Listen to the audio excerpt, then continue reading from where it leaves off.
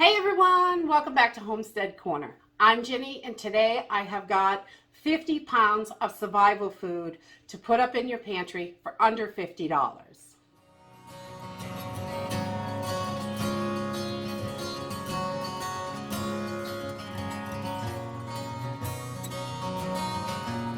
Those emergency food buckets and things that you can just add water and have a meal, I think those are great, and I think they have a place in your pantry for grab and go. If you have got to leave, I think those are perfect for that. But for if you are hunkering down and staying home, and I think that you can definitely build your survival food much bigger and faster for a lot less money just by buying it on your own and then repackaging it or packaging it in a way that's going to keep it in a long-term situation. So today I went to the store and I picked up 50 pounds of dry goods that you can add to your pantry for survival food that will keep. These will last stored properly for 30 plus years in your pantry. They are not going to go bad. It is not a huge variety of stuff, but you can beef that pantry up pretty quickly for a very little amount of money. So we started with an 8-pound bag of pinto beans. So pinto beans are great. They're very versatile. You can cook them up and season them a billion different ways. Add them with rice, do all kinds of stuff with them. It's great. Mash them down. You've got refried beans. You can make bean patties. You could do all kinds of stuff. And you could do that with most of your beans. But the pinto beans are great. They're really inexpensive. This 8-pound bag was only $5.96. So that is a super good deal. Way less than $1 a pound. And probably the cheapest beans, definitely the cheapest beans that I can get in my area. And then I added 2 pounds of navy beans. I like variety, so I can do different things with them. I can eat them plain. I can mix them in soups. I can mix them all together. Tons of different things. So I went with a few different kinds of beans. We also added 3 pounds of small red beans. These are great as well. Really good with rice. I like them like that. And then 2 pounds of the light red kidney beans. Those are super good. So we have got 15 pounds of beans here. So altogether, there's 15 pounds. And then we added 2 pounds of lentils. Unfortunately, our store, the local Walmart, there are no lentils. There haven't been for months at our local Walmart. And those online, they say they're 97 cents, but I haven't seen them in months, and I can't order them online. They say they're not available. So these are $2 a bag, which are quite pricey for lentils, but that's what I can get right now. With the prices the way they are, now is the best time to buy it. The longer you wait, the more you're going to pay. So 2 pounds of lentils. I love lentil soup. It's easy to make, and lentils have just as much protein as your beans, and they are much faster to cook. I love to have lentils. I wish they had more in our store. And then split peas, I added 2 20-ounce bags of that, which is 2.5 pounds of split peas. These are really good protein as well, along with your beans and lentils. And then a 20-pound bag of Rico rice. This is the long grain white rice. I like this one. They have, Walmart also has one, and they're the same, whatever one you can get. $8.98 for 20 pounds of rice is a really good deal.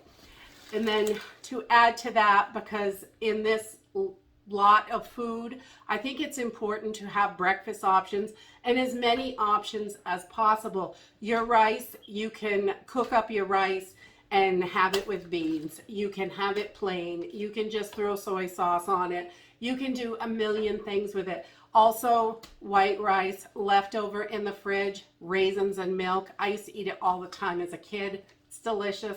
I like it. Maybe a little brown sugar on it or something. It was good. And tons of things. You can make rice milk. You can do rice flour, all kinds of stuff.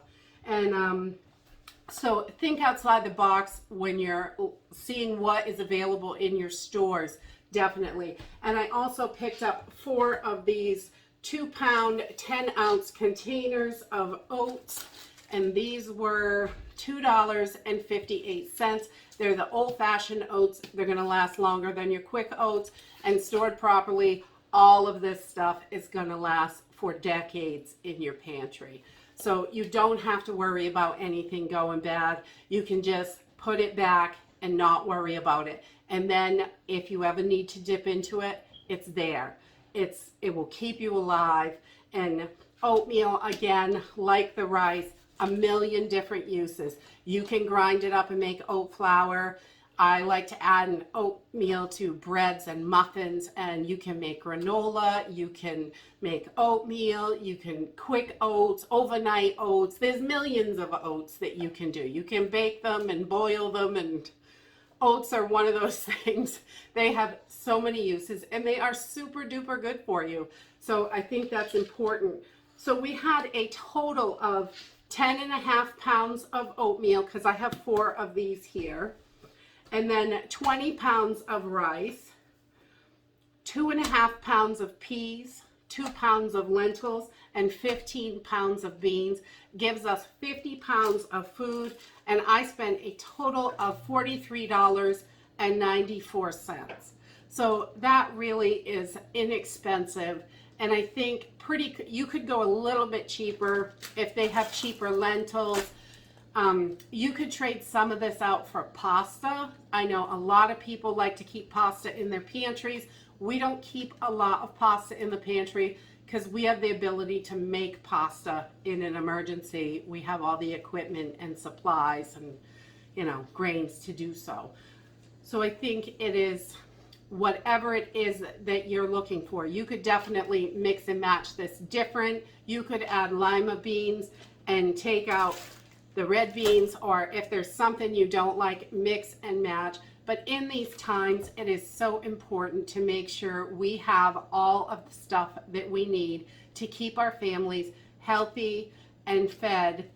And things are only going to get tougher. The inflation is a damn mess. It's just crazy. It's not getting any better. I'm still seeing articles constantly of more companies talking about raising the price. More of all of this. It is not going to go away anytime soon. And, it's just, we've got to stay on top of this.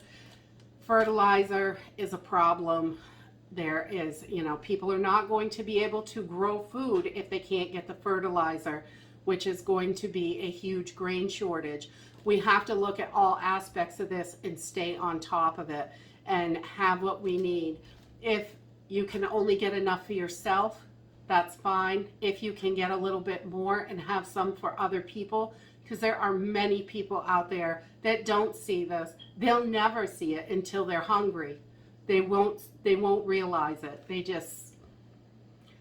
You can't tell them, they can't hear it. You can tell them all you want, but they cannot hear it and understand it. So I think it is important, if you can do a little extra, to have that to help somebody. If you could, would be great. And if you can't, that's okay too. We all have to do what we have to do, and we've got to take care of ourselves and our families. And that is it for today. If you like this video, give me a thumbs up. Subscribe. I'll see you in the next video. Bye.